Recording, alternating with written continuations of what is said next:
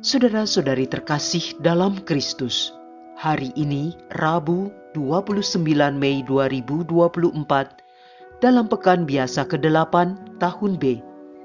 Bacaan dibawakan oleh M.A. Nini Intri, Mazmur dilantunkan oleh Gabriel da Costa, dan renungan ditulis oleh Cesarius Kristianto.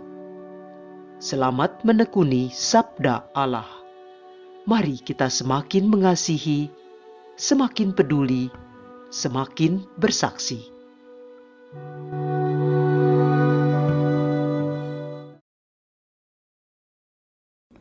Dalam nama Bapa dan Putra dan Roh Kudus. Amin. Allah Bapa yang Maha Baik, puji dan syukur kami haturkan kepadamu atas rahmat kehidupan yang Engkau berikan kepada kami. Terima kasih atas berkat-Mu hari ini. Bersabdalah ya Tuhan, bukalah hati dan pikiran kami untuk mendengarkan sabda-Mu dengan lebih sungguh, agar kami dapat merenungkan dan melaksanakan kehendak-Mu melalui tugas dan pelayanan kami hari ini. Demi Kristus, Tuhan dan pengantara kami. Amin. Bacaan dari surat pertama Rasul Petrus, bab 1, ayat 18 sampai dengan ayat 25. Saudara-saudara, kalian tahu bahwa kalian telah ditebus dari cara hidupmu yang sia-sia yang kamu warisi dari nenek moyangmu. Kalian telah ditebus bukan dengan barang yang fana, bukan pula dengan perak atau emas, melainkan dengan darah yang mahal, yaitu darah Kristus, yang sama seperti darah anak domba yang tak bernoda dan tak bercacat. Kristus telah dipilih sebelum dunia dijadikan, tetapi baru menyatakan dirinya pada zaman akhir karena kalian. Oleh Dialah kalian percaya kepada Allah yang telah membangkitkan Dia dari antara orang mati dan yang telah memuliakannya, sehingga iman dan pengharapanmu tertuju kepada Allah. Kalian telah menyucikan diri dengan mentaati kebenaran, maka kalian sanggup mengamalkan kasih persaudaraan yang tulus ikhlas. Oleh sebab itu, hendaklah kalian sungguh-sungguh saling mengasihi dengan segenap hati, sebab kalian telah dilahirkan kembali bukan dari benih yang fana, tetapi dari benih yang baka, yaitu oleh sabda Allah yang hidup dan kekal. Sebab semua yang hidup adalah seperti rumput, dan segala kemuliaannya laksana bunga rumput. Rumput menjadi kering dan bunga gugur, tetapi sabda Tuhan tetap untuk selama-lamanya. Inilah sabda yang disampaikan Injil kepada kalian. Demikianlah sabda Tuhan.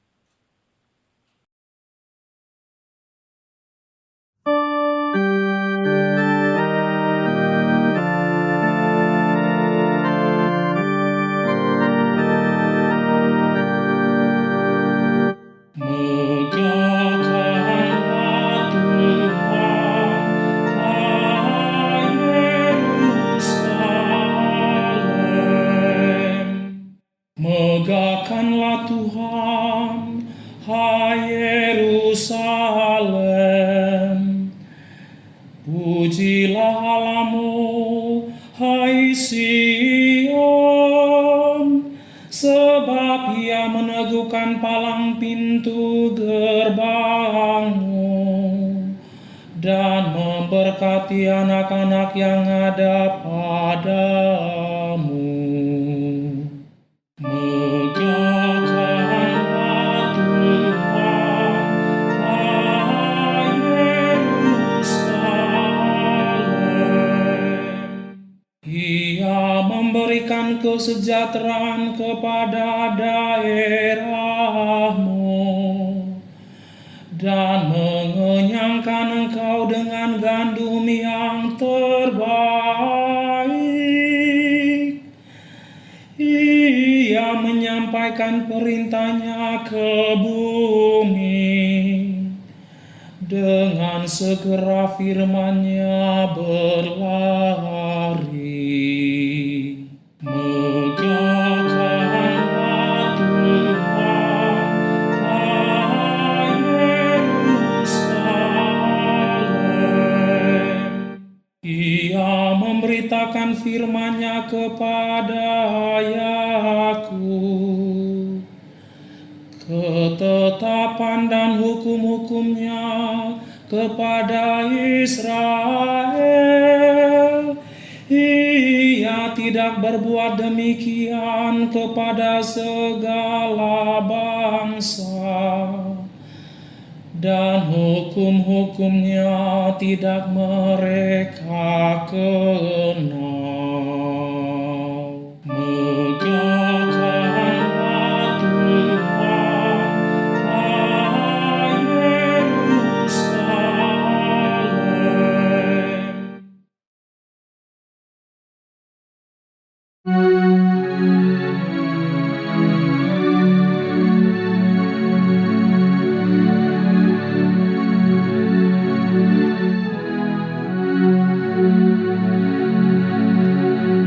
Haleluya, haleluya, haleluya, haleluya. Putra manusia datang untuk melayani dan menyerahkan nyawanya sebagai tebusan bagi semua orang. Haleluya, haleluya, haleluya, haleluya.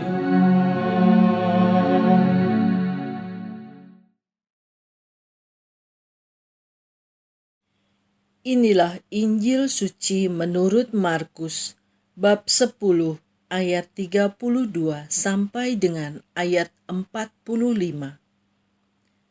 Sekali peristiwa, Yesus dan murid-muridnya sedang dalam perjalanan ke Yerusalem. Yesus berjalan di depan. Para murid merasa cemas dan orang-orang yang mengikuti Dia dari belakang pun merasa takut. Sekali lagi Yesus memanggil ke-12 murid-Nya dan Ia mulai mengatakan kepada mereka apa yang akan terjadi atas dirinya. Yesus berkata, "Sekarang kita pergi ke Yerusalem dan Anak Manusia akan diserahkan kepada imam-imam kepala dan ahli-ahli Taurat. Mereka akan menjatuhi Dia hukuman mati. Mereka akan menyerahkan Dia kepada bangsa-bangsa yang tidak mengenal Allah. Ia akan diolok-olokkan, diludahi, disesah dan dibunuh, dan sesudah 3 hari Ia akan bangkit." Lalu Yakobus dan Yohanes, anak-anak Zebedeus, mendekati Yesus. Mereka berkata, "Guru, kami harap Engkau mengabulkan suatu permohonan kami." Jawab Yesus, "Apakah yang kalian ingin kuperbuat bagimu?" Mereka menjawab, "Perkenankanlah kami ini duduk dalam kemuliaan-Mu kelak, seorang lagi di sebelah kanan dan seorang di sebelah kiri-Mu." Tetapi kata Yesus kepada mereka, "Kamu tidak tahu apa yang kamu minta. Sanggupkah kalian meminum piala yang harus kuminum dan dibaptis dengan pembaptisan yang harus kuterima?" Mereka menjawab, "Kami sanggup." Yesus lalu berkata kepada mereka, "Memang kamu akan meminum piala yang harus kuminum dan akan dibaptis dengan baptisan yang harus kuterima. Tetapi hal duduk di sebelah kanan atau di sebelah kiriku, aku tidak berhak memberikannya. itu akan diberikan kepada orang-orang yang baginya telah disediakan. Mendengar itu, ke-10 murid yang lain menjadi marah kepada Yakobus dan Yohanes.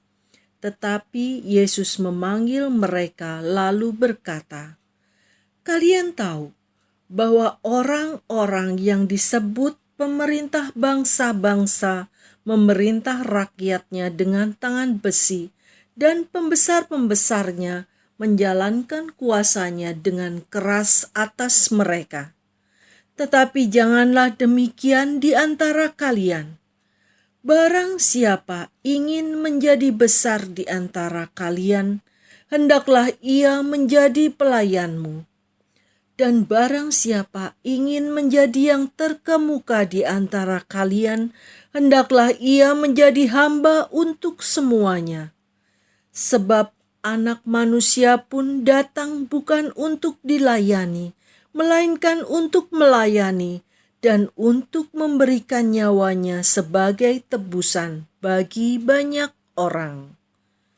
Demikianlah sabda Tuhan.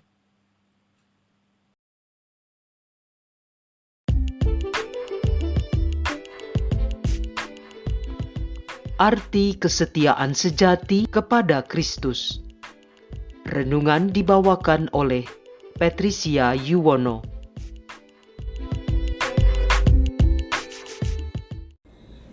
Bapak, Ibu, kaum muda, dan anak-anak yang terkasih dalam Yesus Kristus, salam sehat dan sejahtera untuk kita semua. Bacaan Injil hari ini diambil dari Injil Markus bab 10 ayat 32 sampai 45 yang mengajarkan kepada kita tentang pelayanan dan kesederhanaan. Sikap pelayanan dan kesederhanaan sangat relevan dalam kehidupan manusia saat ini di tengah dunia yang seringkali materialistik dan egois.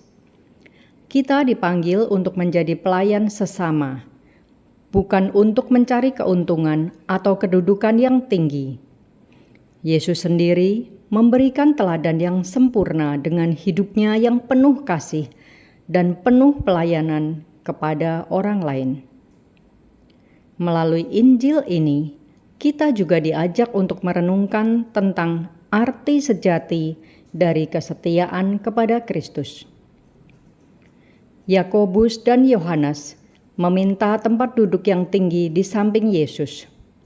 Tetapi Yesus mengajarkan bahwa kesetiaan sejati bukanlah tentang mencari kemuliaan atau keuntungan pribadi, melainkan tentang melayani dengan tulus dan ikhlas. Dalam bacaan pertama, Rasul Petrus mengingatkan bahwa kita telah ditebus oleh Kristus dengan darah-Nya yang berharga, bukan dengan harta duniawi.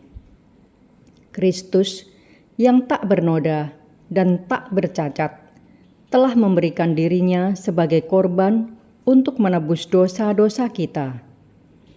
Oleh karena itu, kita harus hidup dalam kasih dan kebenaran, saling mengasihi dengan tulus ikhlas, dan mengamalkan kebenaran yang berasal dari Allah. Salah satu pesan yang dapat dipetik dari sabda Tuhan hari ini adalah pentingnya kesederhanaan, pelayanan, dan kasih dalam kehidupan kita sebagai umat Katolik. Kita dipanggil untuk mengikuti teladan Kristus yang datang bukan untuk dilayani, tetapi untuk melayani. Kita juga diingatkan bahwa kita telah ditebus dengan harga yang amat mahal, yaitu oleh darah Kristus. Oleh karena itu, kita harus hidup dalam kasih dan kebenaran, menjauhi cara hidup yang sia-sia dan fana. Mari kita renungkan dan memahami bahwa kesederhanaan, pelayanan, dan kasih merupakan bagian integral dari kehidupan kita sebagai umat Katolik. Apakah kita sudah mengimplementasikannya dalam hidup sehari-hari? Marilah berdoa. Tuhan yang Maha Baik, ampunilah dosa-dosa kami, dan berikanlah kami kekuatan untuk mengikuti teladan-Mu dalam pelayanan dan kesederhanaan. Bimbinglah kami dalam menghindari godaan dunia yang fana ini, agar hidup kami dapat menjadi saksi kasih dan kebenaran-Mu, serta selalu setia kepadamu. Demi Kristus, Tuhan dan Juru Selamat kami. Dalam nama Bapa dan Putra dan Roh Kudus. Amin.